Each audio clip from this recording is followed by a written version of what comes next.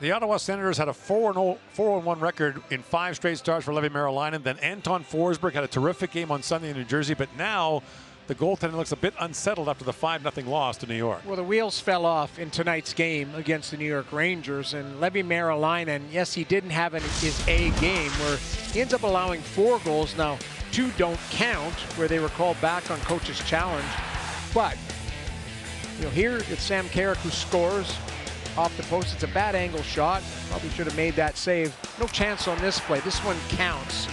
But then an opportunity.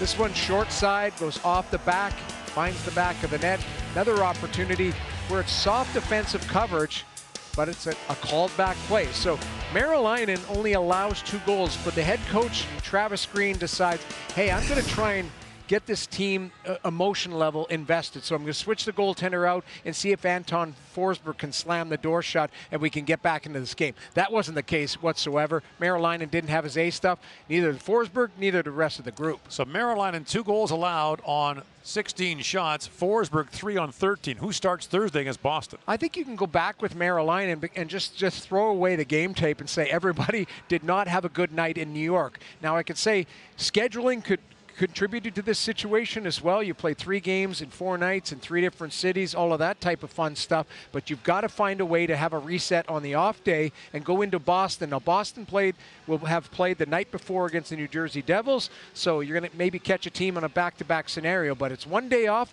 and 3 games in 4 nights. You're going to need both goaltenders anyways, Gord, but I think you go back to Marilainen, give him an opportunity to get right back on the horse. Now that game against Boston on Thursday, a rematch of a very physical encounter on Saturday last week against the Boston Bruins, but this one tonight had some physical elements as well. Maybe a little too late. I would have liked to see this happen in the first period to drag everybody into a war, but it's Ridley Gregg that throws it towards the net, and the captain gets involved. You see 5 New York Rangers converge around him. Early on, it's Shesterkin who goes down, visibly injured, but then decides, I'm going to go back at the captain. With the waffle, I call it, the blocker gets involved, and at one point the glove is right over the captain's face. Now, Brady Tkachuk ends up getting the extra for goaltender interference, where there was clear contact between Brady Tkachuk and the goaltender, but he tried to drag him into a war. It didn't work.